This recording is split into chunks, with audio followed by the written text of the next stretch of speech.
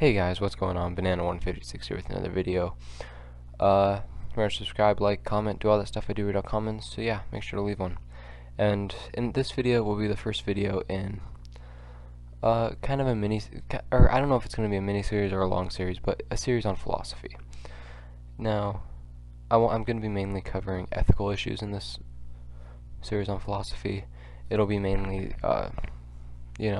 stuff that is relevant to politics and socialism and stuff like that. So I figured the best way to start this was to tell you what ethical theory I subscribe to. So I've mentioned this before. I'm a utilitarian, and yeah, I just want to explain why. So first of all, before we talk about utilitarianism, I have to mention that there's two other normative ethical theories. Those other two are deontology and virtue ethics. Now, I'll talk a little bit about deontology today, but not much about virtue ethics. Virtue ethics is going to get its own video. But now, so I just want to mention that there are choices. So what is the difference between utilitarianism and deontology? So deontology is a rule-based ethical system where, like, an action should only be taken if it's the right action. So, like, for example, in the trolley problem, the problem where you can turn the trolley to it's going to hit 5 people, and you can turn it to hit 1 person to save those 5, that problem, a deontologist would say, you can't turn that because you are killing the 1 person. The action is a wrong action, so you can't do that, regardless of you not doing it, causing the 5 people to die. So that's the essence of deontology. Utilitarianism is different in the fact that it doesn't care what the action is, it only cares about the consequences of the action. So it's a consequentialist theory. So, for example, in the trolley problem, it would say you should turn the lever and make the trolley hit the 1 person because 5 is greater than 1. Because you saved 5 people and 1 person died, unfortunately, but if you didn't do that, 5 people would have died and only 1 would have lived. So you did the better thing by doing that. Now, this is how I form most of my political beliefs, ethical beliefs, and most everything, because I do think that this ethical theory is the best one and is a very practical ethical theory as well, because like, for deontology, if you do technically the right action, it can lead to huge amounts of harm to huge amounts of people, or even, I don't know, something bad happens. Oh, here's a good example.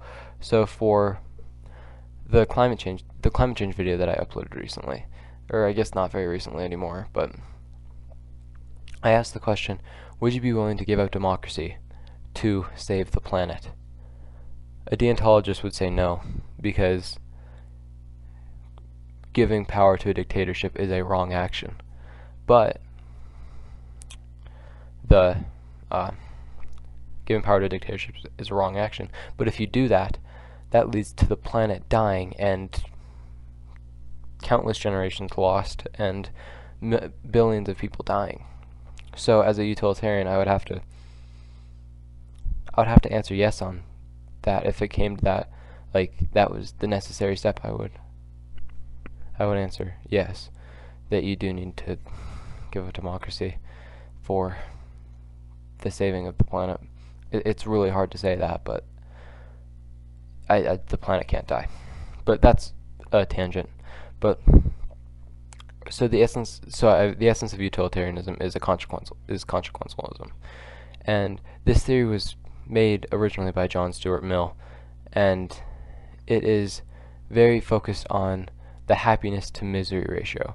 An action is a good action if its happiness to misery ratio is high. So it's it's about causing the most amount of people to be as happy as possible. And I think this ethical theory is why I'm a socialist, because Socialism promises to take the power away from the 1% and give it to the workers and allow the workers to completely self-govern in their government, in their workplace, in everything that they have.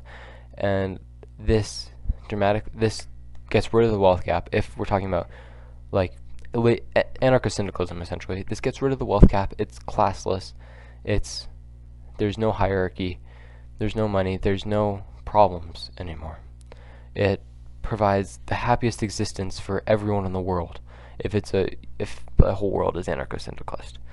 That is why I'm a socialism, essentially, because I was a utilitarian before I was a socialist. Utilitarianism led me to socialism. And it's the idea that happiness is caused from having the most freedom possible, essentially. And this is achieved under socialism, because socialism is about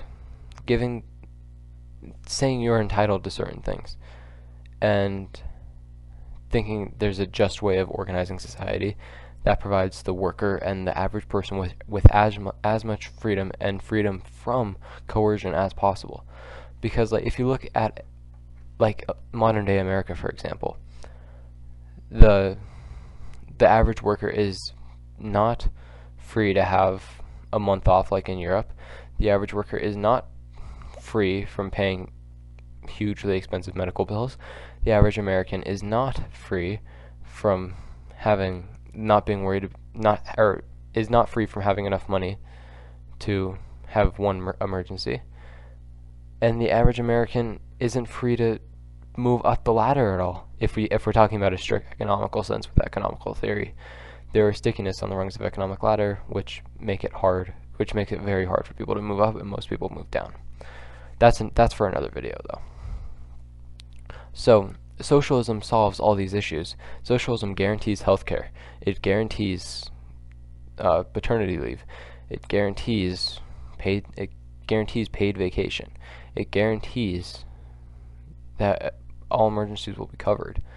It guarantees that houses will be covered. It guarantees that transportation will be covered. And it guarantees that you're free from the tyrannical rule of a corporation. Because the workers own the corporation now. Every person has a vote in everything. It's the purest form of democracy possible.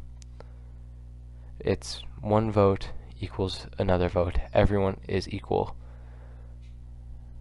Because in everything, not just in government, but in the workplace as well. And I believe this is how you achieve the maximum amount of happiness for the vast majority of people possible. Because in our current society, capitalism causes a lot of stress, a lot of anxiety, a lot of an incredible amount of being overworked, and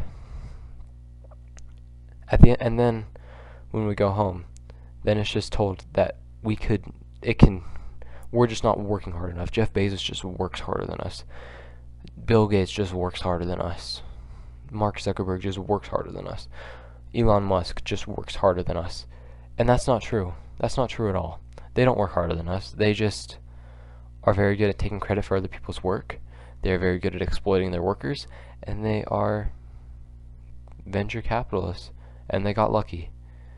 And in our current society, it takes a huge amount of things to go right for you to become one of those people.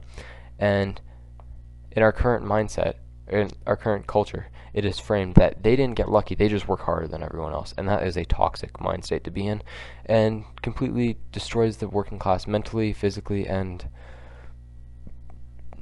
leads to just a decline in quality of life all around. And that's not very cash money, if you ask me. So, from a utilitarian perspective, that led me to looking to change it. And looking to different options to maybe make society better. And I found socialism, I found anarcho-syndicalism, I found communism. I found all these things, and they were all very much preferable. Social democracy even, very much preferable to what we live in now, but obviously not the end goal. So yeah, I hope this explained why I'm a utilitarian more, because I just think it's better, because I feel like happiness is the most important thing, and living a happy, fulfilled life is the most important thing, instead of doing the right thing, doing like the action that is clearly right, because the clearly right action may lead to really wrong outcomes, and may lead to really bad outcomes for a lot of people. And that does mean I'm more the ends justify the means kind of guy. And that is true, I'm a revolutionary after all, but yeah. And I think that pretty much explains why I'm a utilitarian and how utilitarianism led me to most of my positions. So, yeah, and I'm going to go over revolution before. Now, being a revolutionary seems kind of weird ethically, because you're proposing to kill a ton of people to get in a war, and in hopes for political change. Now, this is justified as a utilitarian because if the revolution doesn't happen, that countless generations are living under the same oppressive government forever and aren't as happy. But if you do get in the revolution, yeah, a lot of people will die. It will be a very tragic war, and it won't be a good time. It just won't be.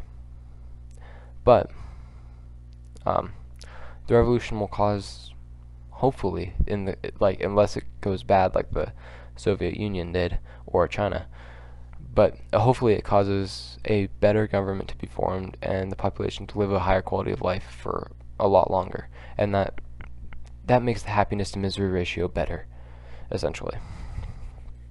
So yeah, I hope I explained my positions well in this video, and yeah, I hope you guys enjoyed this video as well, and yeah, thank you all for watching, and I will see you guys